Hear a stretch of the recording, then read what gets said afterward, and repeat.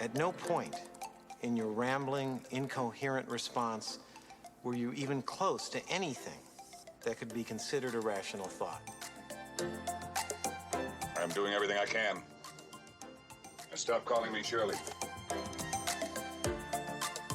The center has to be at least 3 times bigger than this. All right, it's Sincerely Unqualified. If you're new with us, welcome. If not, thank you. Welcome back. We are going to be talking The Nice Guys today, which is honestly, I think it's pretty overlooked. Absolutely. I think it is too. I think that it needs more credit. I see that like it gets the ratings it deserves when people actually give it a chance. I don't know why. Like, it's Russell Crowe and Ryan Gosling. You I don't would think understand. that it has box office appeal, but Yeah. we'll get into why that might be. Exactly. We'll talk all of that. So this episode, we are going to be doing a newer segment, I guess. It's kind of along the lines of last week's This Week in Comedy. So we're going to be doing a recommendation. It's just that it was this last year. It wasn't this week. And then we're also, after talking this movie, we're going to be doing a new segment that we call Over Under, where Wini is just going to be giving me things. I'm going to say if I think they're over or underrated.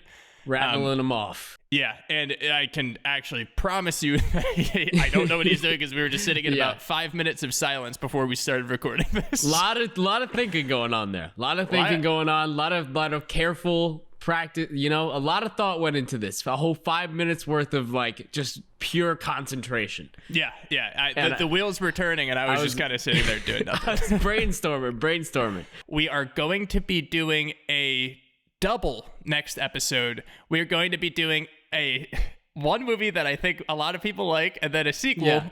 Sequels That normally maybe aren't that not so many like. good. Not that great. Horrible Bosses 1 and 2. Horrible Bosses 1 and 2.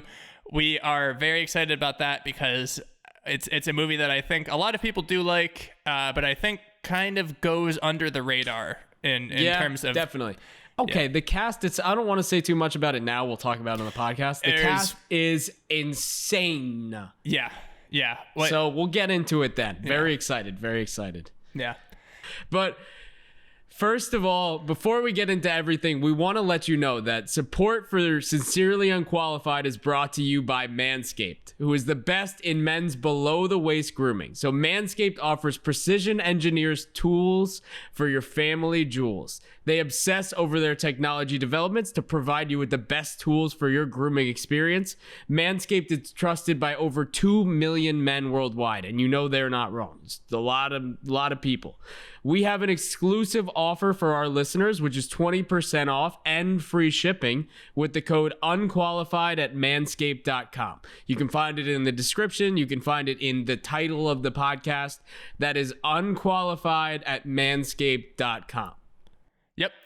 Sincerely unqualified. So the code is unqualified. You go to manscaped.com, you get your stuff. You know, I bet they wish they had Manscaped back in the 70s. This movie is set in 77. Yeah. Huge bushes, probably. Dude, we saw like one thing in the movie. I don't want to give away a spoiler, but we saw Ryan Gosling shaving in his car, and I'll say it was just his face. He cut his neck while he was shaving, like with one of those old electric razors. Can you imagine what it was like down there back then? It was I can't even imagine. Yeah, but look, obviously advances were made, but yeah, you don't want to be doing that on your balls. I mean, Gosling's out here cutting his neck. You do that on your balls, guess what? You're in trouble. You don't want to be in trouble. You got to get Manscaped. It's the only option for the safest experience when you're cleaning up down there. And you don't want to be like, hey, look, it's not the 70s anymore. All these TikTokers, they're dressing like 90s kids. Let that be what it is. We're not going back to the 70s. We're not having bushes. You got to clean up. Let's get it tight. Get it going. And yeah, I mean, even if you want to just keep it nice down there, you got the crop preserver with anti-chafing. It's deodorant. You know, you get a little chafed, you get a little smelly. It's not embarrassing. It happens. It happens. But you can't be walking around with sweaty, smelly balls anymore. Let the crop preserver. There's no excuse. Take care of that. There's no excuse anymore. So again, get 20% off and free shipping with code UNQUALIFIED at manscaped.com. That's 20% off with free shipping at manscaped.com. and use code UNQUALIFIED at checkout. Unlock your confidence and always use the right tools for the job with Manscaped. Thank you, Manscaped. Yeah. Thank you. We'll get into this recommendation section because there are a few shots in this movie, and this isn't a spoiler. This has nothing to do with the plot, but very overtly it shows the Comedy Store, the Hollywood, the world famous Comedy Store. And there was actually a documentary that came out last year that I was able to watch because I was home with my parents for Christmas and they have Showtime. So I got to throw that on. It is on Showtime. Maybe a little bit of a barrier, but honestly, I bet a month's payment is worth it for this. I would say so. Yeah. I would probably, I haven't seen it, and I think I'm going to do that. If they have any like special offer or something for the first month, if they do, I'm so doing it because, you know, for me, I was supposed to visit California a little bit ago. A year ago, actually, our trip got canceled when I was supposed to come out there, see Kev, and go to the Comedy Store. So to see the Comedy Store in this movie and then kind of go through and watch this documentary, I mean, it makes up a little bit for what I was going to miss out on. But seeing that lineup, there would be nothing like it. And having that institution that's basically a building block for what comedy is today, I think it's one of the top places that you could say, got comedy to where it is kind of crazy. Yeah, and what's interesting about this documentary is the fact that, so obviously it deals with some current people. You know, around episode 4 or 5, they bring in the Rogans, they talk about what happened with him and Carlos Mencia, but they talk about the history of it too, and the history is so much more interesting than you would expect. If you are a fan of comedy, you honestly need to see this. So they go into the stories, the names you might have heard but not known much about, like Sam Kinison. Insane story there. They talk about how the Comedy Store kind of started with Mitzi Shore and how she was able to form just an empire, and then the downfall and the rebirth. It kind of has this insane story. All of it's crazy interesting because you're dealing with the best of the best comedians, you're dealing with the drugs, you're dealing with the I'm not going to give away too much, but you're dealing with some crazy subject matter and some very interesting broken people. So you add just this downfall, this rise to get where it currently is. Like when he was saying, you could go on a Tuesday and get the best comedians in the world in this lineup, and there's like 12 of them lined up. It's like, I mean, I remember hearing, and the lineup that was proposed for the night we were supposed to go was a Tuesday, and it was basically going to be like Jesselneck followed by, you know, D'Elia followed by Segura, followed by Burt, followed by Rogan, followed by like literally whoever was in LA that night and wanted to go was just doing 10-15 minutes at the store. Yep, just workshopping it on a Tuesday. Yeah. So and like I said, this documentary is more so about, it's 5 episodes. I think the first 3 episodes are all pretty history based, and then they get a little more current with the last 2.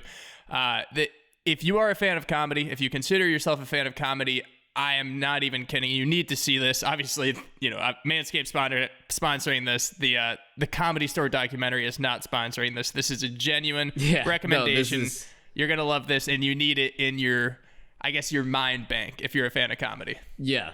I mean, I'm very much going to watch it because, I mean, seeing the history of how all that played out would be awesome. Yeah, no, it is awesome. So we'll move on here to the nice guys. The basic rundown of this movie is that a man named Holland March, who's played by Ryan Gosling, is a down-on-his-luck private eye in 1977 Los Angeles. Jackson Healy, played by Russell Crowe, is a hired enforcer who hurts people for a living, and fate turns them into unlikely partners after a young woman named Amelia, played by Margaret Qualley, mysteriously disappears. Healy and March soon learn the hard way that some dangerous people are also looking for Amelia, and their investigation takes them to dark places as anyone else who gets involved in the case seems to wind up dead. So, buddy cop movie, it, I guess, leans buddy cop at least. Yeah, it does. It's like conflicting buddy cop. It's like they're both the worst people possible. Yeah. in their own respect, and they're kind of forced together, but it goes into that mold of buddy cop, but there's so many things that set it apart from that. And we'll definitely get into all of those because it puts itself in its own category where it's trending towards buddy cop, and it's just like they're solving this crime together, but they're also just degenerates on their own too. Yeah. So it's not great people. no, definitely not great people. A few extra people in it. So we mentioned Russell Crowe, Ryan Gosling, Margaret Qualley. We also have Angourie Rice, who plays Holly March, and that's Ryan Gosling, Holland March's daughter.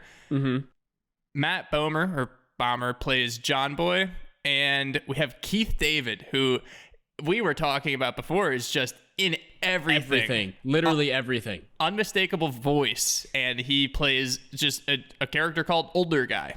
If you've watched the movie at all, and you've watched television or movies in the past 10 years, you know who we're talking about right now. You don't even need a description. You don't need to know who he played. I mean, he plays Older Guy, but even from that, you know who we mean when we say distinctive voice. Yeah. Like, so you can tell. Yeah, you can tell. This movie got a 91 critic and 70 audience on Rotten Tomatoes. Very well liked by the critics because I think what it was able to do is so impressive. And it was mainly done because of the acting performances, but also the director, Shane Black. So Shane Black was originally in Predator, and then he had some things going on. He's written and directed a lot. He both wrote and directed this movie. Definitely more rooted in action, but he was so concerned with plot and he was so concerned with character that in an interview, Russell Crowe and Ryan Gosling were actually saying that they never even got notes about the comedy. And this is a very funny movie, by the way. Oh, yeah. It hits every cylinder, bro. And just, I feel like every scene there's a line that we could quote. And in every scene there's something that happens that's just like super funny. Yeah. And I was sitting by myself, and I don't usually laugh out loud when I'm watching movies. Like when I'm sitting by myself, I'll do that little like like that kind of laugh. But I was dying to myself watching a lot of this. Yeah, and I honestly think that's a lot credit to him because when you're not so concerned with bits and you're not so concerned with the true comedy of this, because this is a very proper action comedy. It's not so much a true comedy, but you have this director who is more concerned with plot and character and just the performance of it as opposed to the true comedy. And you get a really good, really funny, basically it's an action movie. And you have these interesting characters that are you basically laugh at because you're like, oh, these people are bad. They're kind of comic characters in a way, but in the end, you realize that you actually cared about them this whole time and that they were very, you were kind of connected to them, and it throws it in your face at the end because you feel for these characters. I think that's very accredited to him, and also Gosling and Crowe's performances are just unreal. Both of their performances bring these, like, they're endearing for no good reason at all. Like, you should not care about either of these human beings in any regard ever. And they make it so that you really just, like you were saying, by the end, you just have this weird connection to them and you're hoping everything goes their way. Yeah. But and honestly, we were talking about comedy duos last week. Yeah. In Vince Vaughn and Owen Wilson. And the chemistry that Ryan Gosling and Russell Crowe have in this movie is unreal. Honestly, even outside of the movie. I mean, when they're doing interviews together, they're like, it's like they've been friends forever and they're just now doing movies with one another. I don't know if it's probably not the case outside of it. I mean, this is really the first time they've worked together comedically. So to have that immediate kind of chemistry with somebody on screen and off screen, for it to carry over in both places, it just shows like this needs to be cultivated more. There needs to be more of this. And I mean, for them to come out of the gate hot like this and just put themselves among some of the top comedy duos, I think it's a real showing for this movie. Yeah. And I also think that's what made it so funny is that their chemistry and just, I mean, their individual performances, these lines were read in such a way that it didn't need to rely on bits, and kind of what true comedy is like we were talking about com-roms as opposed to rom-coms. This is Yeah. action before comedy, and it's just as funny as one that would be comedy before action. And it's because of that chemistry and those performances. And I think that it turned out great. Yeah, For anyone that actually chose to watch this movie, on average, I think people really enjoyed it. I think so too. And I think another thing that's really cool is, you know, for the most part, I'd say Russell Crowe and Ryan Gosling are known for their dramatic performances. Yep. If you'd agree with me there. I think that their majority of their movies, if not 90% of each of them, are real dramatic roles. Like, they're legitimate actors who are not... Yeah, that's for sure. Yeah, they're like, there's Oscar buzz around a lot of the pictures that they've done in the past, and I from 1930 apparently, and just called them pictures. But Pictures. they a They're lot of moving Oscar pictures, buzz see? with They call the them pictures. talkies. There's a train and there's a horse, and you can see all their feet off the ground at once in the picture. But basically, what? That's the movie. But that was like one of the first movies ever, isn't it? Where the horse, you can see it running. Cinderella, I think. Wizard of Oz, maybe. Who knows? The first movie ever was Wizard of Oz? Yes. Yeah. The first Okay. movie ever We'll go was with that. Wizard of Oz. For sure. We'll go with that. But I think that them coming in and showing what they can do comedically is awesome. Yeah. There's Yeah. really nothing they can't do. And unfortunately, I think that's why this movie probably didn't do too well at the box office, is because people just assumed that it wasn't going to be that funny, or people didn't understand how well an action comedy was going to work with these two. Even if you have these big names, you would think that you would get people to watch it for both of them. But maybe the concept, maybe people didn't, at the time, didn't trust them to be as funny as they were together. And I mean, Yeah. they sure as hell were. So. Oh, yeah. You want to dive into a little bit more about the movie? Let's go in. All right. Let's dump spoilers now. We're going spoilers now. If you haven't seen the movie, I think you should. I mean, we say this about all the movies we review. But I think that this is a definite watch. It's a more recent movie, so there's a higher chance that if you haven't seen it, you may not have really heard about it. So I think you should definitely give it a chance. And, you know, from my watch, I think that everyone's going to like it for the most part. Yeah, I and mean, it's on from- Hulu, so. Yeah, and it's on Hulu, so give it a shot. All right, let's jump into it. You want to take us off? All right, so for okay, it. so let's start ourselves off. I love how this movie starts off because it's not with either of the characters, and I it just love how it gives us starts off, this too. immediate start into, like, number one, a look at life in 1977 in LA. Yeah, Gives I us also this thought you were gonna say overarching boobs. shot. Well, I'm getting there, Kevin. Don't get... See, he's so excited every time he gets to see boobs in a movie. It's ridiculous. Boobs. Just every time. He's like, can we just skip to the boobs already? Yeah, Like, let's just talk boobs, man. excuse me. Yeah, set up the story for us, but then let's get to boobs. I didn't see any of the movie other than the boobs. Like, She paused. had blinders on. But we enter in, and there's a kid in LA in 1990 or 1977. Yeah. He's running through his parents' house and goes under his parents' bed while they're sleeping, grabs a nudie magazine, and we see like this woman, Kevin Boobs, Boobs. You is see some Misty Mountains. Yeah.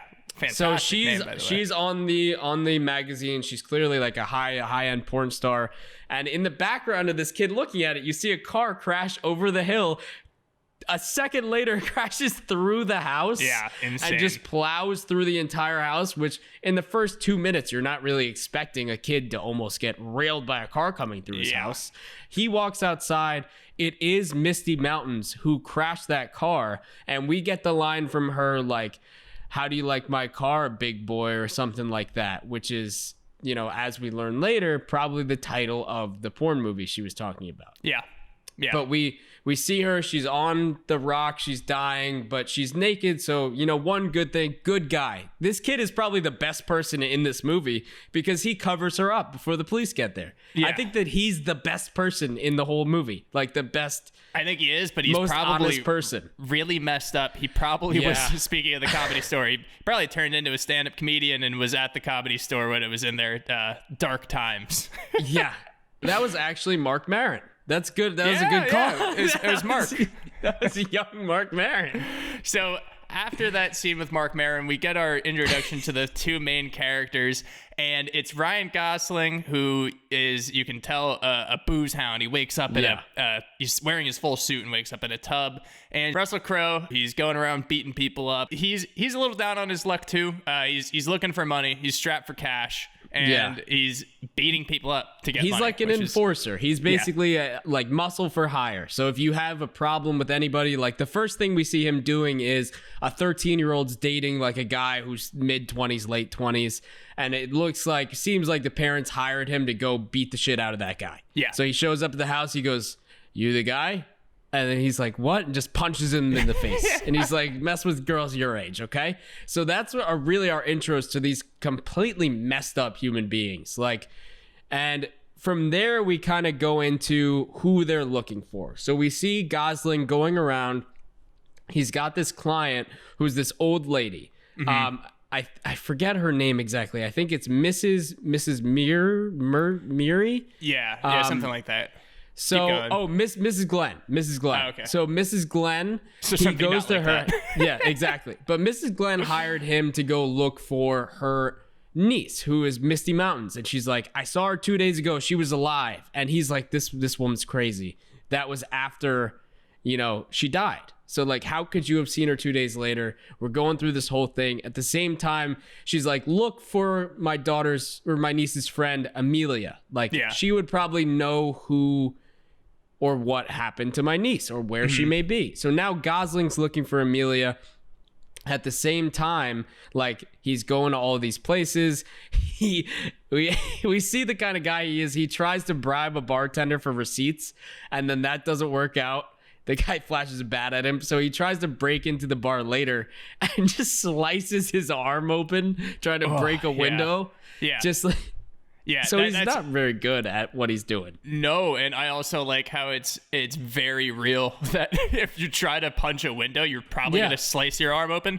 And then we get these two entangled together because Russell Crowe ends up being hired to tell him to stop looking for Amelia. And I think he breaks his spine or something, pops something out. Yeah, I know he breaks his arm. He says you have just tell them you have a spiral fracture in your left radius or something. Because he's done this so many times. He knows exactly what he's doing. Just twists his arm. He's just like, "All right, you know exactly what's going on." He goes outside, and this is, I think, the first time we actually meet Ryan Gosling's daughter, Holly. Yeah. Who is just like, "Do you want a yoo-hoo?" And he's like, me, you for yoo-hoo. And he's just like a child again. He's just like, "I haven't had one of these in 30 years. And right then, the next scene is him going to his apartment. I think you were saying it might be above the Comedy Store. I think so, because there was someone doing a stand-up act Can we just talk about how bad that joke was? Oh, it just disgusted me. Yeah. But no, I mean, late 70s comedy, it got a laugh. It was something about Korn. If it gets a laugh, it gets a laugh. Through. Yeah. Oh, that's what it was. Yeah. It was something about how Korn makes him fart or something. Yeah. Whoa, shock comedy. But we love that. I loved seeing he got the yoo-hoo from Holly, and then the next scene is him walking up to his apartment with 3 cases of yoo-hoo. Yeah. A ridiculous amount of yoo-hoo. Yeah. And that's where we meet older guy and Blueface. Yeah, older guy and Blueface are there waiting for him, basically. And he's not sure what's going on. He kind of senses something's wrong, and then they pull out guns, and he's like, "Oh, well, this is going down." They get into his apartment, and he realizes that they're not actually that good. He's telling them, "Look, this isn't going to go well for you. You've already kind of messed up." Blueface he takes his fish out of his tank and starts throwing them at him, which I thought was hilarious. Yeah.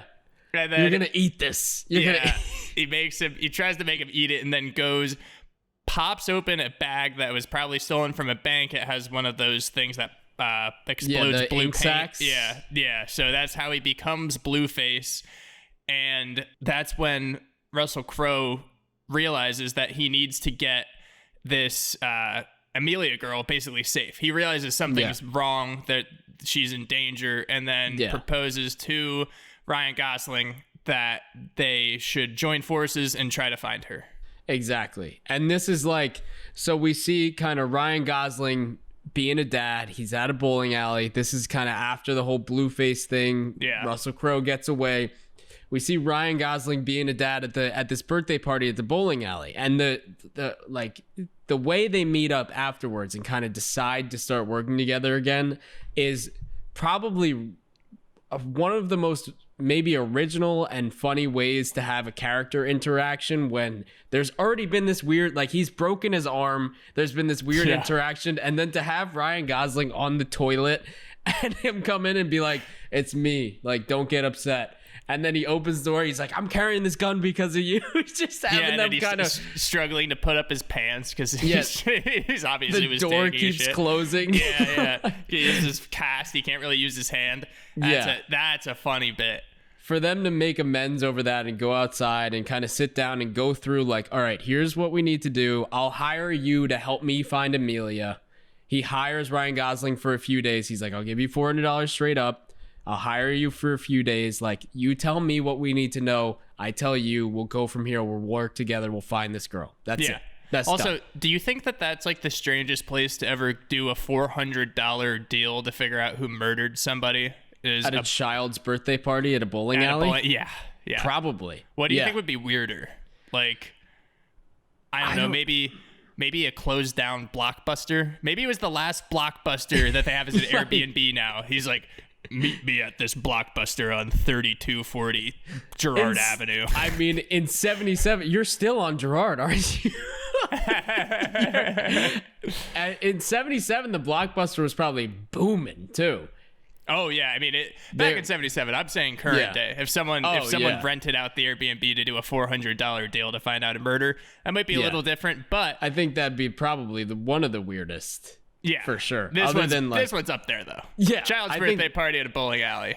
Yeah, so they go back like after this to Mrs. Glenn and get more information because he's like, Gosling's basically saying, okay, this is where I got my information that I'm finding Amelia from. We'll go talk to her. And she's still saying, no, I saw Misty 2 days ago in this blue jumpsuit. Right, I still saw her. The blue pinstripe jacket. Yeah. Yep. So they're basically like, we need to find out what's going on here. We need to find out who the associates were, like who did they know, and they find out that it's basically they're connected through this guy who makes the pornos. They're connected through this guy who makes the pornos, but they have no idea where to go or where to find anything about anyone. So they need to go to another one of the, I think, a great scene where they go and try and find Amelia herself. Right. At the protest. Yeah. So she has this protest group at her college, and they're doing a sit-in, kind of like they're all pretending to be dead because they're protesting smog. They offer someone $20 and get Chet. So Chet comes out and joins them, and Chet tells them that her boyfriend actually just died, and that's why Amelia's not around. So her boyfriend's house burned down. So they go to the burned down house, and they're talking with Chet, and a kid comes up and gives them a name of someone, and they think it's a made-up name. They're like, this is the most ridiculous name. Is it Hat Sitter or something? Hat Rack. So they're driving away. They're just like, this doesn't seem to pan out. Immediately they see a sign that says Hat Rack, and so the kid actually gives them a good tip. Yeah. And somehow they get a good tip, and they're like, oh, it's this guy, this famous porn producer. Like, we got to go find him. We got to go to this party. So they're like, look, we'll go find his house. We'll go to this party. He's having a huge party. So their thing is they're basically going to try and get as much information or find Amelia at this party, because they called Sid, and they were just like, I want to speak to him. And they really called him, and they were like, I want to speak to Amelia. And they were like, oh, she's coming back now. So they were like, oh, she's coming back? Yeah. Also, who's answering a phone at a 1977 porno party? Like, if all these people it's in the Hollywood Hills, they're going crazy. Who's just like, all right, yeah, 1 sec. Can I put you on hold? Did they have a party receptionist? Like, I don't understand. Yeah. Like, I know that these parties tend to be big to-dos. You know, you have the woman that's painted in gold that's supposed to be a table, which also I'm pretty sure stuff like that still goes on. But it looked like a wild party. It looked okay. The party was the craziest thing because there's a guy dressed like a giant tree, like looked like Groot. Yeah. He's just walking around on stilts. There's Groot a guy after. Yeah, it's just Vin Diesel, actually. That was Vin Diesel's first rehearsal as Groot. Yeah. Look, I'm going to say it. Sid Shattuck knows how to throw down. Like, he knows how to throw a party. I'll say this. If you like parties and you're looking to party, that's a party to be at. They had mermaids. Kevin also got very distracted during that scene for obvious reasons. The mermaids but they had boobs. They definitely did, and they're at this party, and we see even further when they get there that number one, Holly hid in the trunk to get there. Yes, and Ryan Gosling tries to send her home in a cab. Of course, you know. You think that works out for the first 5 minutes. Turns out she's just inside chilling, watching some porn with a porn star. Again, she's probably... Actually, that was probably Amy Schumer. She's Amy Schumer. Amy Schumer's now... So we have Amy Schumer and Mark Maron making appearances early on in this movie. And they don't even know it. So... Yeah, there's a lot of crazy stuff going on. Ryan Gosling, basically the whole thing behind this is Ryan Gosling ends up getting loaded and debilitating alcoholic. Like, yeah, it's a problem, but it actually helps him out a lot. Believe it or not, you know? Yeah, and he's basically the whole time, he spends the whole time getting drunk and trying to flirt with all of the porn stars there and all of the girls. Like, you see him at one point, Russell Crowe walks up to the bar, the guy's like, you want a drink? He's like, nah, I'm good, because he's super serious. He's trying to walk through, he's not drinking at all. It's clear like he's off that shit. But then we see in the background Ryan Gosling swimming through the pool, chasing after the mermaids. Like, we get to the point where he's flirting with Pocahontas, or girl dressed up as Pocahontas. Yeah. He's like, I'm an actor too. Shoot me. Ends up falling backwards over the ledge down a hill. Yeah. And at this point, I'm just thinking, this guy can't catch a break. Sliced his arm in half, then gets his arm broken, and then falls down a hill and is losing his gun. And at that point, I'm just confused. I'm like, does anything go right for this man at all? Yeah, I mean, like, I think it goes right that he doesn't die. when he never falls dies. down a whole ledge. So yeah, he gets down there and then sees this girl. She is frightened of him, runs away, and he's just like, all right, whatever. So drunk, goes to light a cigarette, and with the flame of the lighter, which this is an incredibly fantastic shot, you see this dead person laying next to him. He doesn't see it at first, goes back to do it, and then obviously he catches on, starts freaking out, as you would when you see a huge bullet wound in someone's dead body laying next to you. Yeah. Like, just sitting right next to you. Yeah, and that's actually an interesting person who has an uncredited role. Stick with us through Inexclusive Exclusives, and you'll hear who that is. Big star. So he starts freaking out, yells up to the house, and he gets Russell Crowe's attention. After like 15 seconds of just he can't even craft a sound or a word. Just starts losing it, does not know what to do. Yeah. And that's when things really start picking up. So obviously, as we said, Holly's in this the whole time. She actually is about to get to Amelia, or so she thinks. Yeah. Gets locked in a car with Blueface. Obviously, she's in danger. The two people that are actually supposed to be looking for Amelia end up getting around there, but it's almost too late. Blueface is about to shoot Amelia.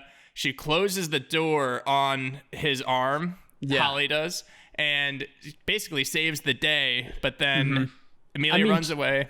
She did her best, for real. But can we talk about two of one thing we learned, and one huge plot point that we learned, and one of the funniest things at the party was when they were like, we have to get rid of this dead body of Sid before this is happening. And they throw it over a fence, and it just lands on somebody else's dinner party. Yep.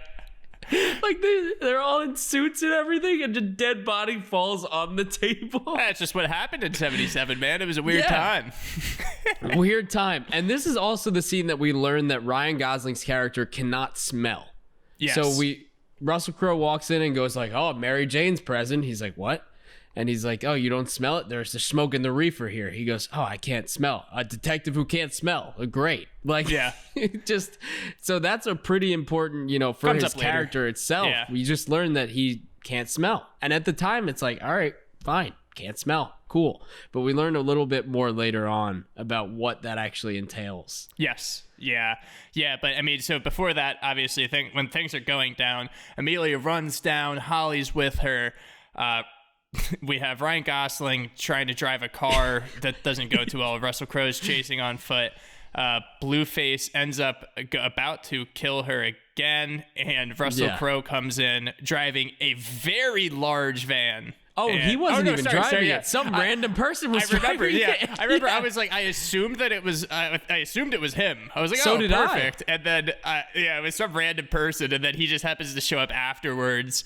And Some random guy just opens the door, looks back, goes, "Oh shit," and drives away. Again, 70s, man. Everyone just did Yeah. that. When you're driving through the hills, kill somebody. Can One less literally person now. get away with anything. Like it's amazing to me how far we've come with that, because 50 years ago, which is crazy to say about the 70s, that it's 50 years Yeah. ago. Yeah. Even to me, who wasn't alive near then, it still sounds crazy in my head to say like, yeah, the 70s, 50 years ago. For sure. Yeah. Yeah, but it's like, if that happened back then, probably not going to find him. Probably never going to find him.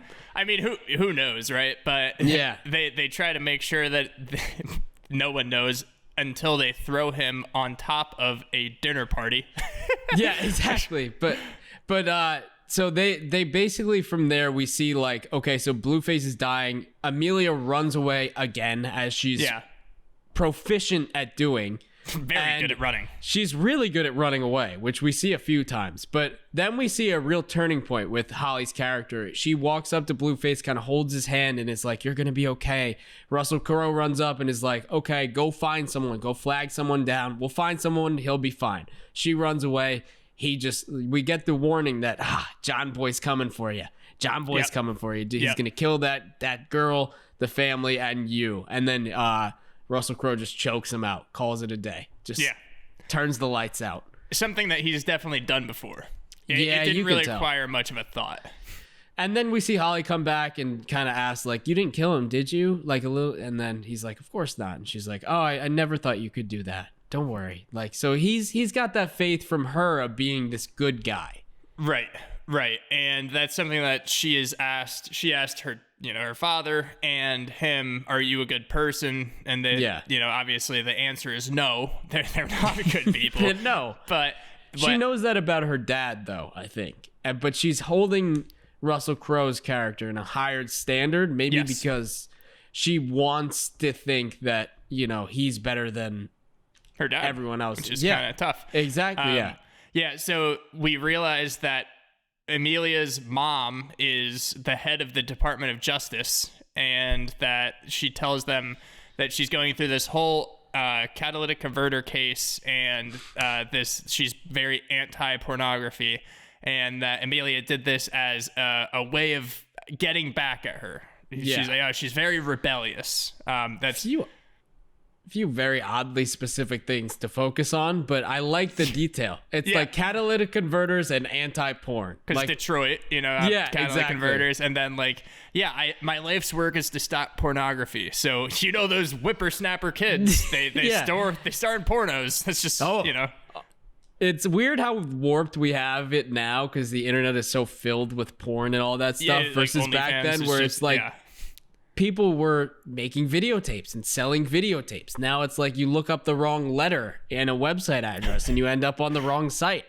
You see some stuff. It's like, you see some you stuff. can see. There's no barrier to entry for that kind of stuff now. No, you have an no. internet connection, you're good. You're golden. Not that I would know, but let's. Oh, you would know. I have no idea what you're talking about. But Big porn guy. We meet there, kind of. We see the assistant. So the mom's assistant. We meet for the first time, which is Tally, who comes up quite a bit a little later on. Yeah. But from there, we really just see like them trying to figure out who's on the right side of this whole scenario. Like, is Amelia crazy? Is she actually crazy? Or is the mom just trying to look out for her daughter who's gone AWOL? Yeah. Like, we don't really know who to believe. Yeah, we truly don't know, and we think that there's probably some foul play going on both sides. Like, obviously, the truth is always somewhere in that gray zone, and that's what they're trying to figure out. So but obviously, it's a huge, like, what the hell when you get someone that leads the Department of Justice involved in this, and she's like, I want to hire you. So they get hired by her, and they go back to the March's house, and that's when we learn that you were talking about before, the lack of smell, that the reason that he's a drunk is because his wife died because she was telling him, hey, this furnace is leaking, but he couldn't smell it, so the house burned down and she died in it.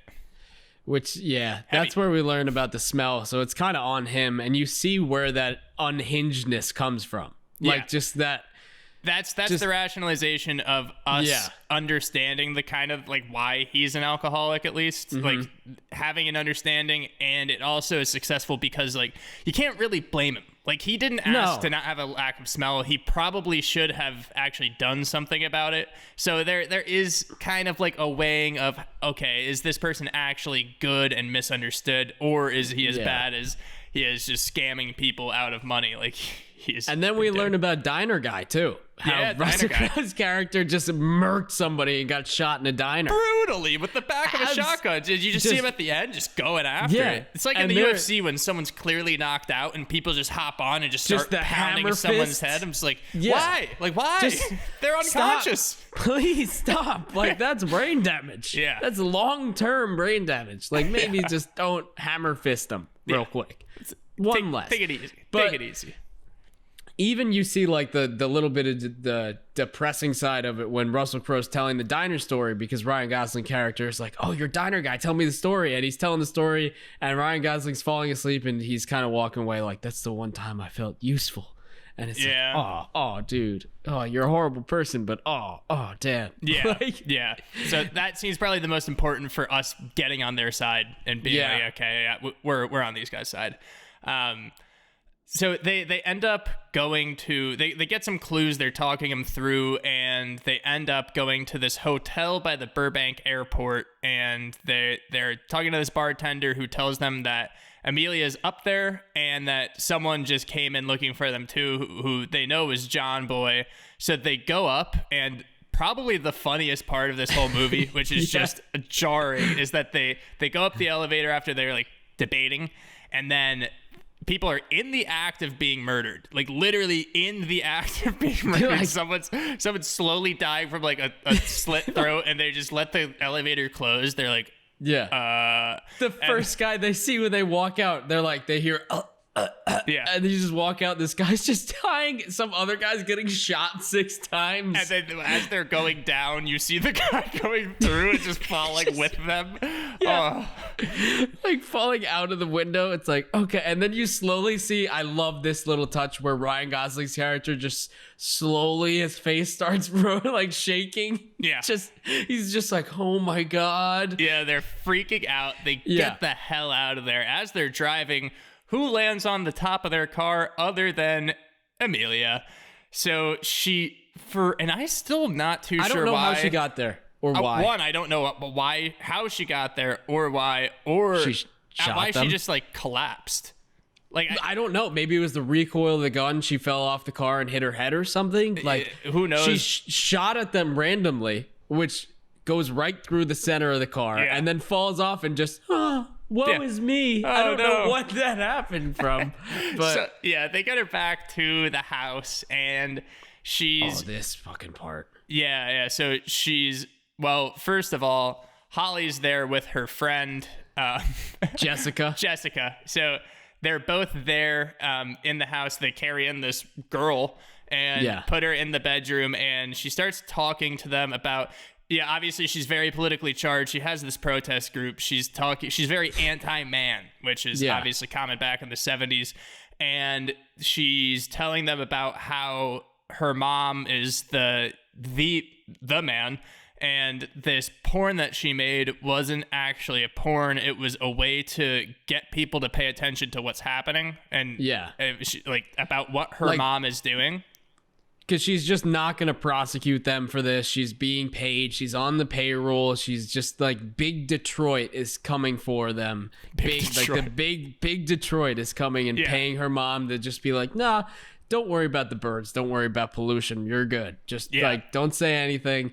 So the porn was just all of the names, dates, and events of all of that collusion and corruption. All of the evidence that her mom wasn't going to use to prosecute the catalytic converter thing. And I don't think it's going to be one of our favorite lines, but I think that from Ryan Gosling in this scene, just saying like, wait, so you made a porn where the point is the plot? Yep. I think that was so good. That was very funny. Yeah. Yeah. Yeah. It's actually, I do think that's why, obviously, it's back in 77.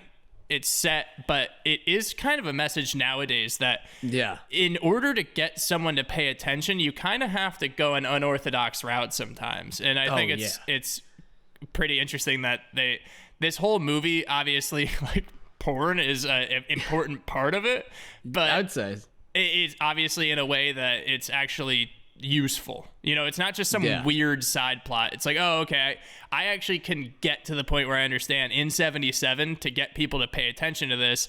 Yeah. That would be a way that people would go.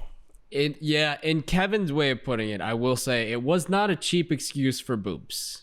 It was not. There was no cheap excuse to put some boobs in the movie. I have no clue why we decided that I was just like a boob guy last episode. I think I was the one that was just like, yeah, boobs. You're the one who said it. Yeah. I didn't say it. You did. Heck yeah, dude, boobs. Basically, from there, it's like, okay, we find out this information. We still have to figure out who we're going to believe. Then we get a call from Tally, who Ryan Gosling's character has like this crush on, this massive crush. He's just believe anything she says. She's on the phone like, hey, so we have this package of $100,000 that we need you to specifically transport. And he's like, oh, that's great. Like, we got Amelia here. You know, she's been spouting this crazy stuff. We're so glad that this could all be over. She's safe. We got her. And she's like, oh, she's at your house. We'll send the family doctor for her. No worries. Family doctor's, of course, John Boy. So Russell Crowe and Ryan Gosling still not knowing who to decide, who to believe. They go get the $100,000 in quotes from Tally. Meanwhile, John Boy's coming over the house. And it's just Holly, Jessica, and Amelia at the house right now. Yeah. And this apex serial killer is headed their way to take care of business. Yeah, he was about to take care of business. So obviously our two main characters that should be there to protect them, or I mean, I guess granted, they didn't think that they needed protection. They thought they needed to get this $100K to where it needed to go. Ryan Gosling starts falling asleep behind the wheel. There's this weird part where Hannibal Buress as the bee. Yeah. Hannibal Buress comes in as a bee, and she just smashes the car. The paper goes everywhere, and they're like, oh, well, obviously that paper's not money. We got set up. So they get back. They see John Boy in the action, and they're like, hey, did you hear that noise? The noise was him throwing Jessica out of a window. Okay, number one, I have two things to say about this. Number one, Ryan Gosling has been getting driven around by his 13-year-old daughter for the entire movie. Yeah. So why is it now that he's driving? Like, who was like, yeah, let's let him drive here. The longest drive yet. Let's have him in front of the wheel. Yeah. Number two, fucking Jessica, dude. This girl doesn't know what she's did so many things. She's like, oh, what's the guy from the Waltons, John Boy's real name? Number one, first strike. Hey, idiot. Shut up. First strike. Stop. Strange man walks in. Maybe get off the phone. Not talking about the serial killer you just heard about. Yeah. Number two, don't run in front of him when he's saying, I'll just kill her. You had so many other ways to go. And then you got thrown out of the window. Yeah, they say that the fastest way to get point A to point B is a straight line. But sometimes you don't need to get there fast. Don't take the straight line in front of the serial killer. You know what he had? A straight razor. So he was probably going to cut you 99% of the time. You're lucky he just threw you through a window, Jessica. That's my main quarrel with Jessica. I just had to get it out there because Jessica. So they're in a shoot-off. We're in a shoot-off. Things are going crazy. We hear cops coming, so John Boy gets out of there, and in this process, at some point, Amelia ran away again. And So good at doing that. It turned out really well for her before, but this time she runs up, tries to get in someone's car. Too bad that person's car, that the driver is attempting to murder you. Yeah, it's just John Boy. So He's running away from the cops, runs into her, who's running away from him. Very easy to kill her then. Bang, Boom. bang. Yeah, that's Dead. it. Dead. You're done. Yep. Lights out. So, Didn't expect that, honestly. Didn't expect that, like the curveball they threw at us. But it just made me so mad when she kept running away. I was kind of like, that's Yeah. what you get for just consistently running away. Cool with it, yeah. Understanding that scenario, like you don't trust anybody and there's a shootout going on about killing you. So maybe run away, Yeah. but also, come on. but also, come on. Yeah, Yeah. That we get a little callback. Mrs. Glenn shows back up, and she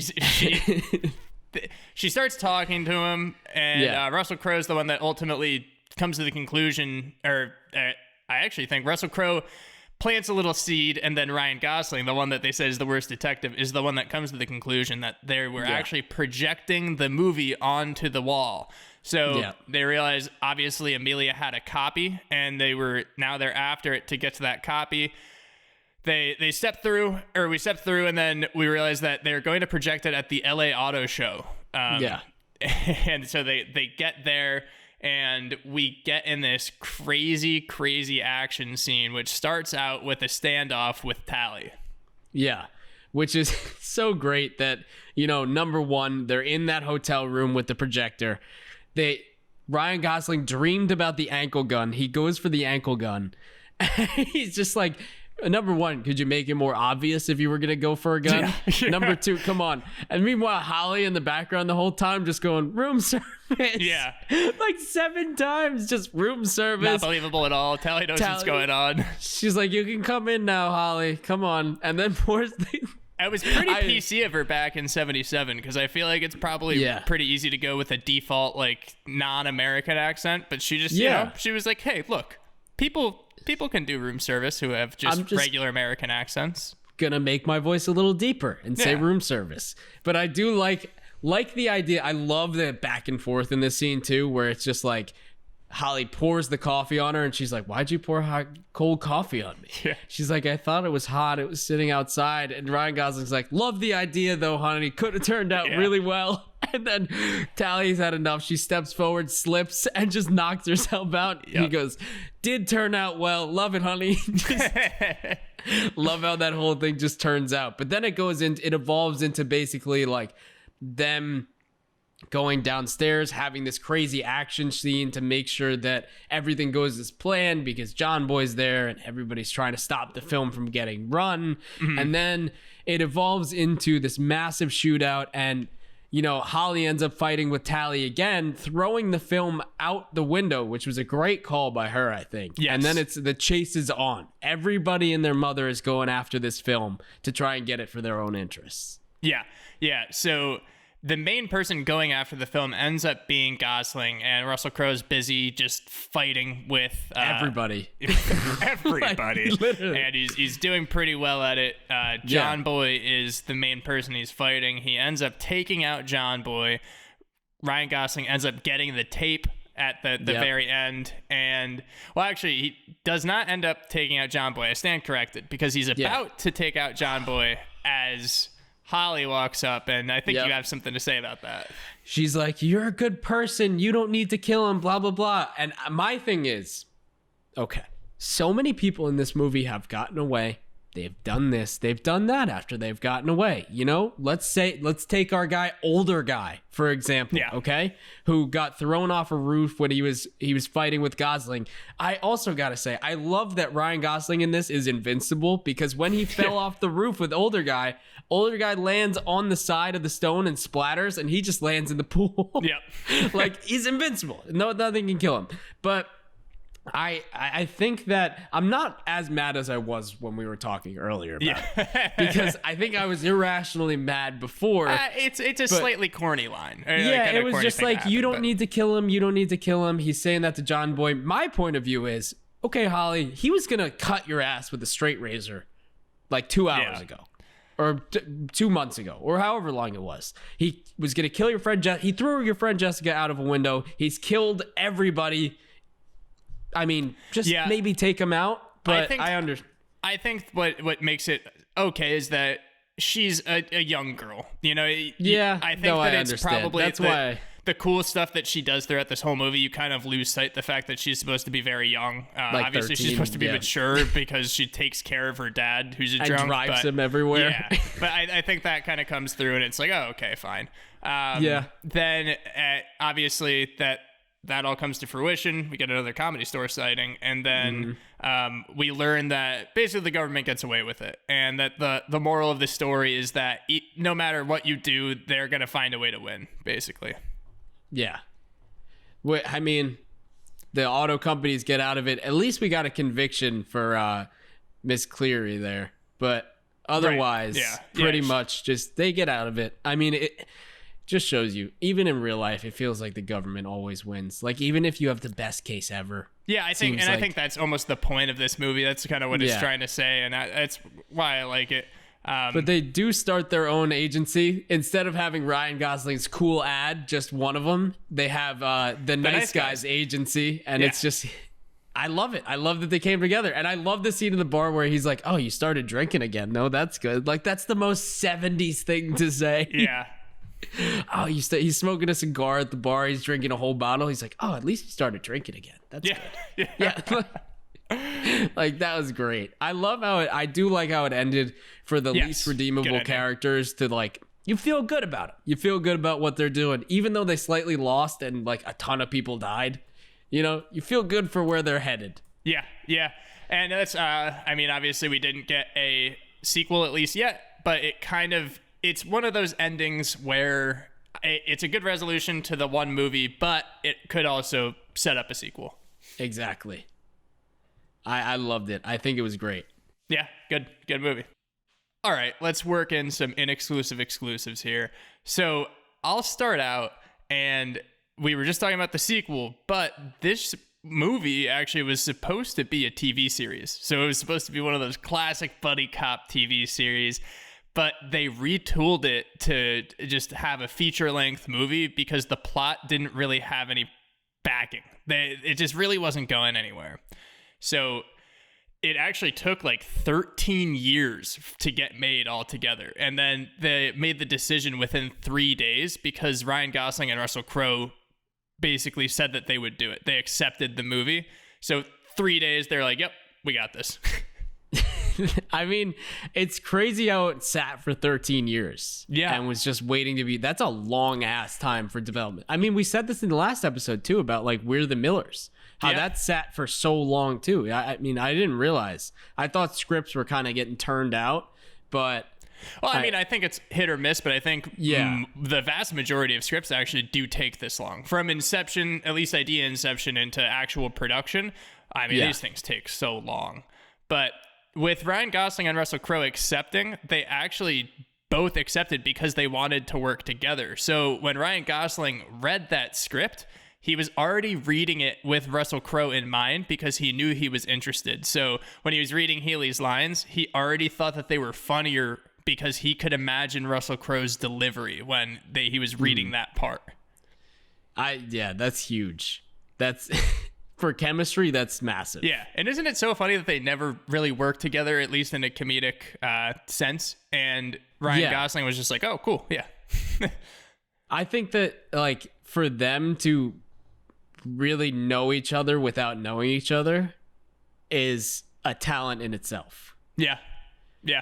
Absolutely. I think that's awesome. Yeah. It's like with actors as good as they are, they just are able to think differently like that. Yeah. And isn't it weird? So another thing was when Shane Black, the director, first pitched The Nice Guys to his go-to producer, Joel Silver, he was concerned that the period piece really couldn't do well in the box office, you know, focusing on the 70s and this real style and era.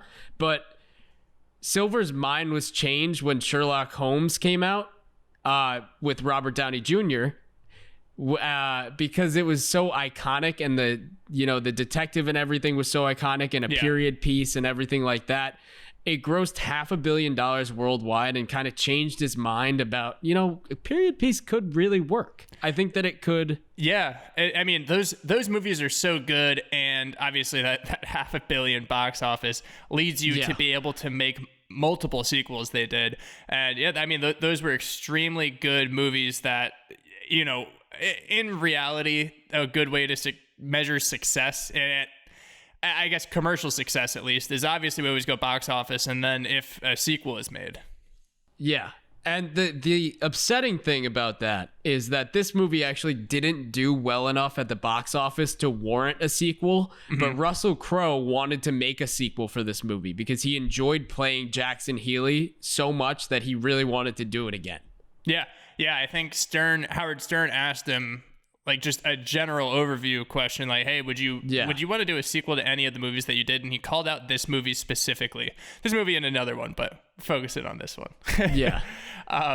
So since obviously this is a period piece, took place in 1977, and Warner Bros. Produced this movie, they actually decided to go with the original 1970s logo that ran from 1972 to 1984. And it was designed by Saul Bass, and he nicknamed it the Big W. It's a cool logo. I don't know if it's a sick logo. Yeah. I loved it. It made me feel like I was in the 70s when I was watching this movie to start out with. I love that they went full on with like everything about it is going to be a period piece. Yeah, no half-ass in it. No half-ass in it. Not at all. Yeah.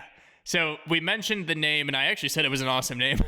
Misty Mountains, the porn star, as Gosling says, the porn young lady.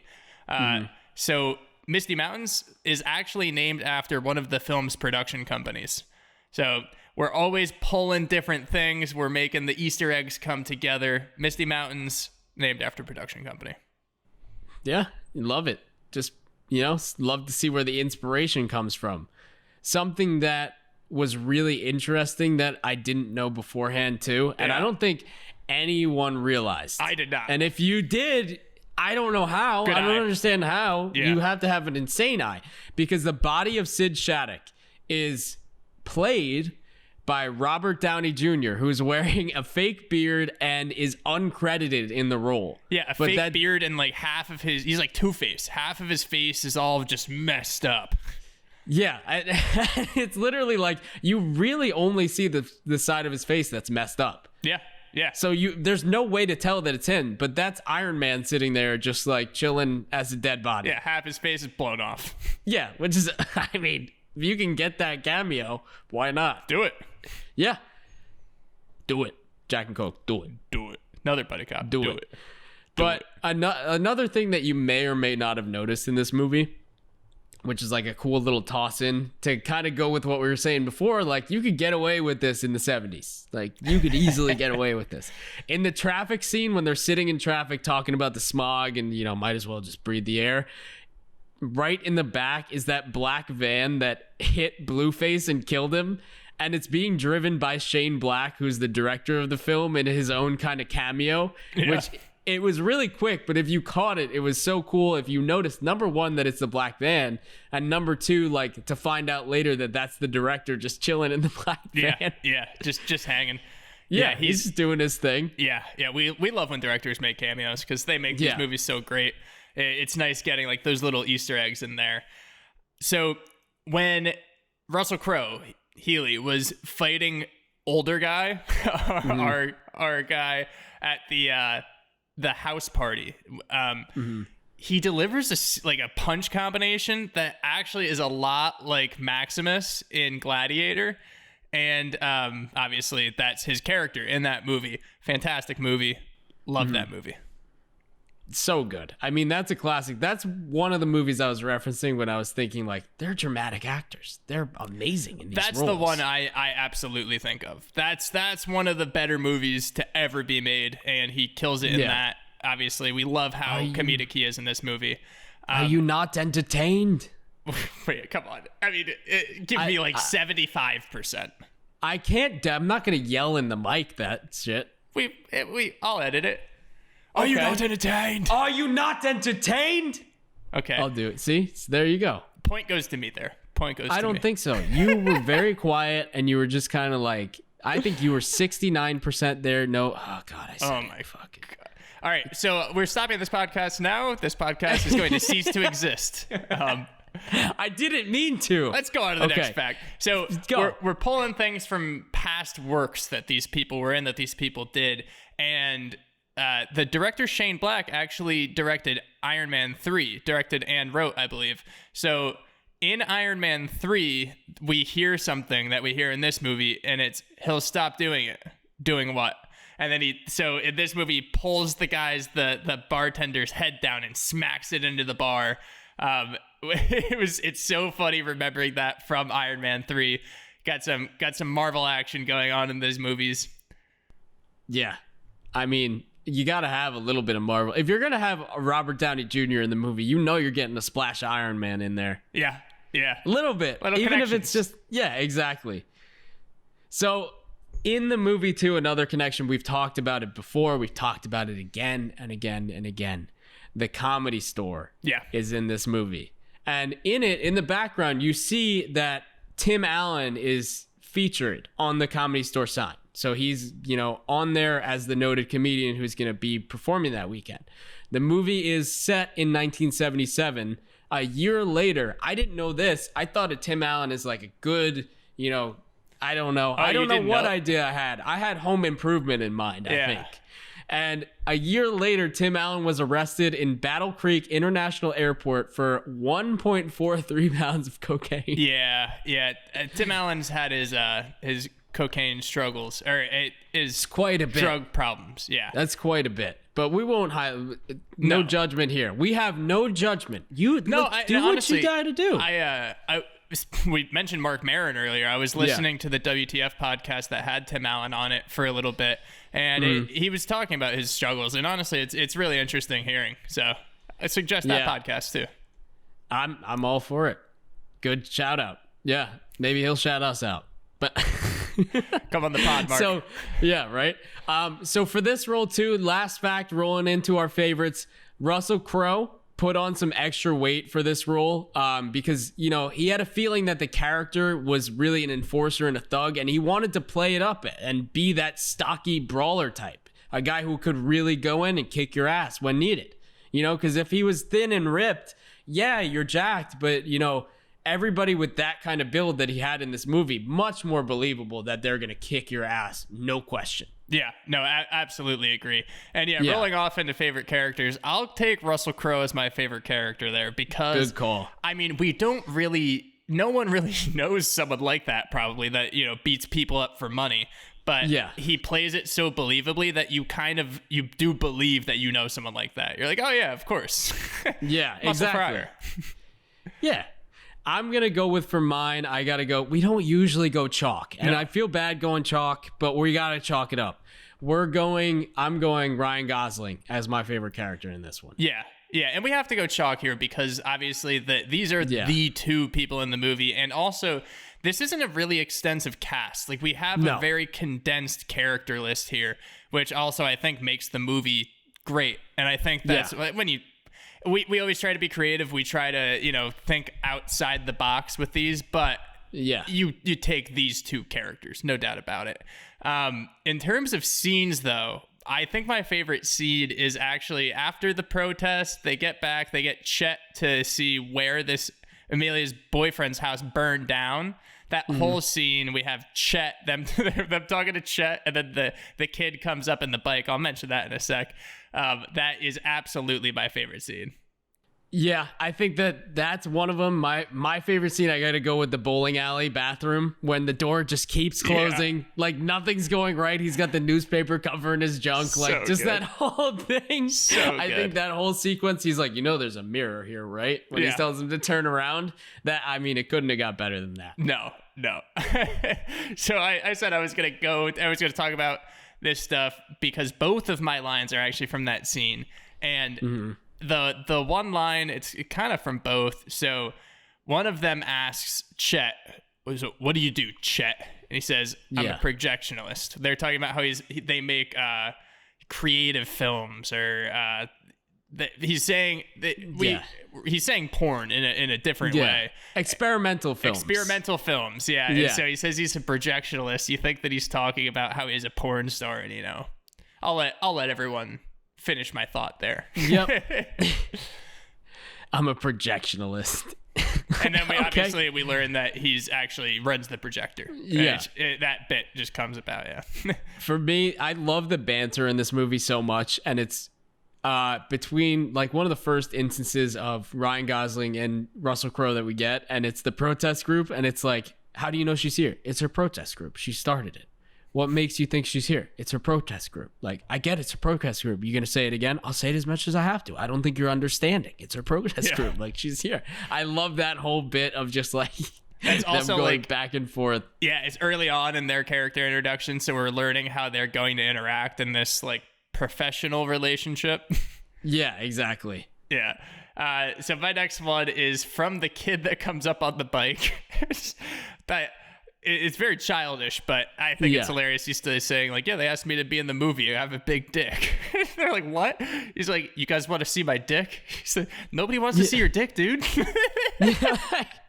Nobody wants. And then I love the $20. I'll show you. And he's like, Ryan Gosling's like, we already paid you. What am I saying? What am I saying? What am I saying here?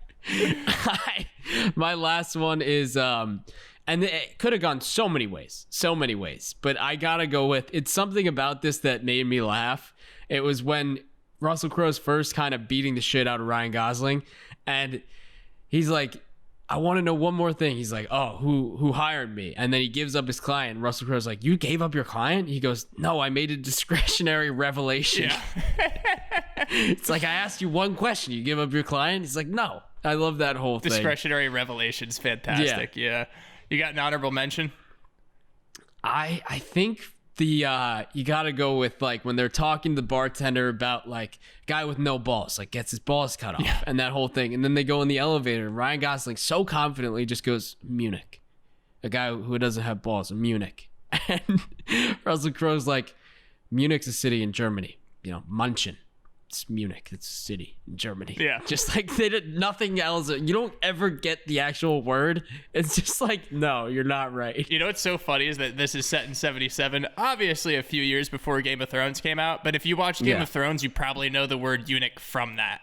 That's what that's the only place I knew it from. I gotta be honest. Like, if I didn't watch Game of Thrones, I would not know what eunuch is, and I wouldn't have understood that joke. Yeah, and obviously this movie came out in 2016, so it was at the height of when people knew what eunuch was because of Game of Thrones. So that's why it works out in that bit. I'll give one honorable mention, then we'll go on to over under here. I'm excited. I just gotta give a shout out to the and stuff.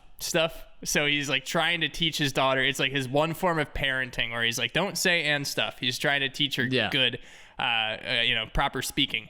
And we could really use that, by the way. But like, proper speaking. Yeah, Dad, there's like whores here and stuff. He goes, sweetheart, don't say and stuff. Just say there are whores here.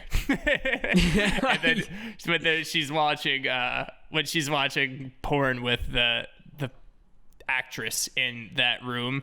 She's like, everyone was doing anal and stuff. She says, don't say and stuff. Just say they're doing anal. Exactly. I love that. Yeah, so good. That's our favorites. Fantastic movie. We hope everyone really enjoyed it, because I think that if you were to actually watch it, you would like it. Yeah, I loved it. I can't say enough about it, but I think I just did. And I mean, you'll come away from it happy that you watched it. I think you should give it a shot. I think it didn't get enough at the time, but it's made up for it since then. And I think the streaming revolution really helps movies that didn't get their shot in the box office. Yeah. And just gives them a second birth. Yeah. And that's what's happening here. Prime example. Absolutely. Yeah. All right, let's move on to over under. All right. Okay, so you gotta think. This is the first segment. Next one, if we do a next one, I'm gonna have a lot more time to have these great ideas. Sure. But this one, I think I came up with some good ones. There's a lot of them. Let's run through them. I want one or two sentences. One or two sentences. Okay. One or two sentences with the rationale. I'll give you like a little bit of leeway because there's a few of them. But I want some insight. We can also here cut it from you. short too, but exactly. So we'll see. Okay, ready? I'm going to run through them. All right. Free trials, over or underrated? Free trials? Yeah. So free trials are actually underrated for the companies because whenever I sign up for a free trial, I know for a fact I am not going to remember to cancel it. So they at least get 1 month payment out of me. So I get that first month free, and then they get a month payment out of me. It's great for them. Terribly overrated for me. Yeah. All right. Fractions. Fractions are a sham. That's something that no one would ever need to know past the age of third or whatever you were in third grade. Like sure, it's useful knowledge. It builds knowledge, whatever. I haven't thought of a fraction in probably 13 years. I agree. I mean, lobster, next one. Lobster, I believe, is rated exactly where it should be. Depends how healthy you're trying to be, because you got to put butter on it. You got to put butter on that lobster. If you're trying to be healthy, it goes out the window. Good, you get your protein because it's technically fish or shellfish, but too much butter, not for me. Wearing a watch. Wearing a watch, I don't like. I'm not a watch guy. I think that when you are a watch guy, that's fine, and I think a lot of girls wear watches. Fitness watches are one thing. I used to wear a fitness tracker and then just kind of stopped. I think that they're two extremely different things, though. When you see someone wearing a fitness tracker and you see someone wearing a watch, those are two different statements being made. And a lot of the time, if there is a guy wearing a non-fitness tracker watch, he probably has a lot of cologne on. And I don't really want to be around him. That's just, not that I don't want to be around him, just that I know I probably won't relate too much to him. Absolutely. Road trips. Love road trips. Get those podcasts on. I like driving a lot. I like being alone with my own thoughts, I think. And I also like just listening to things. So I've done quite a few road trips in my life. Again, you got to watch out on road trips because it's very hard to eat healthy. So if you're doing them a lot, you got to figure something out. But, sometimes you can indulge. Go get some gas station food. It's good for you. It's good for a nice little break. Okay. The new ass plush movie theaters. The new what? New movie theaters with like the recliner seats and shit. Over or underrated? You know what? Okay. Are we talking food and stuff? No, we're just talking like the experience. Go into it. I want to see what you're thinking. I'm so down with reclining. I'm so down with reclining. And but do you think it's overrated? No. Or underrated?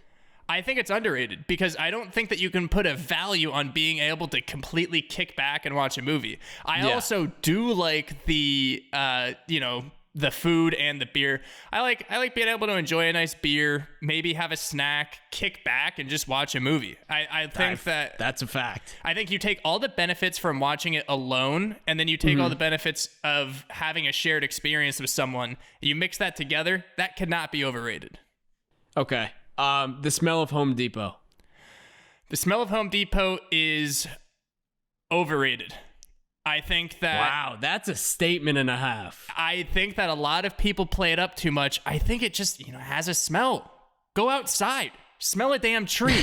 Okay? Stop going into Home Depot to get smells. You're talking Subway? Subway, too specific of a smell. Too specific of a smell. For whatever reason, video rental companies used to have a smell. Like, you remember when that was the thing? You would go rent DVDs. Ours smelled... it did. Always did. Yeah. I don't like that smell. Like, the smell of a Blockbuster. Ugh. Yeah, it's kind of disgusting.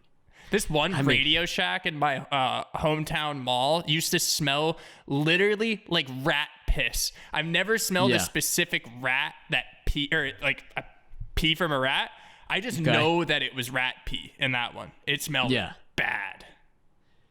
Oh, that sounds horrifying. Yeah, it was. All right, I'm gonna give you one more, and then we'll be moving on. Okay. All right, are you ready for it? Yeah. Wet wipes. Oh, are you talking? Wait, like wet wipes on your butt? Yeah, like wet wipes. You know what? I've never used them, but I'm gonna say underrated. I kind of want to use them. It just feels nice. I bet it feels nice. You know what's actually what I bet is underrated right now is all this. Well, there is a company that I actually hope can advertise with us so we can get one for free. But like the portable bidets. Yeah, I could rock with a bidet, and I don't know why people Have you never wouldn't tried want to. one? No, never tried a bidet. Never tried it. Oh, it's there hasn't been anything it's wet on my life-changing. butthole to this date in my life, and I want wet life-changing. things on my butthole. That's clip it. It's magical. Honestly, like I gotta say, a bidet it's like a luxury. I understand why it's luxury now. Yeah, like and you can why have it in your house, and I don't know why people aren't doing that. People should be doing that. Hey, my fiance's in the other room. Hey, we're getting a bidet. She might. Congrats on the marriage, bro. But nice. yeah. But yeah, I mean, okay. So this was our first round of this. Give me some slack for the options here, okay? Give me a little, if you didn't think the options were up to par with what you want the segment to be, give me a few suggestions. What do you want to hear? Like, we can, and we'll go back and forth on these. How about Kev this? can think of some for me. Yeah. I'll think of some We're for gonna do him. that. And we definitely want some audience suggestions too. Yes. If you So- have anything that you think is highly underrated or overrated, let us know. Let us know by leaving us a 5-star review with what that is. Also, you can DM us. You can email us at sincerelyunqualified@gmail.com. We're always open to feedback. We're always open to movie suggestions, now over underrated suggestions. Tell us what you think. Help us interact with you. Please keep interacting with our stuff on social. Like, rate, subscribe. Do all that good stuff. We love it. So, thank you for listening. Thank you. We'll get to Horrible Bosses 1 and 2 next week. Until then, I'm Kevin. I'm Winnie. We'll see you at the next episode. Don't say and some. And stuff. Oh, yeah, you messed that up. Fuck. Can I redo it? All right. I'm still recording. I'm just going to say, don't say and stuff. Wait, I'm going to do it one more time. Don't say and stuff. There we go. I just say, don't say and fucking bitch.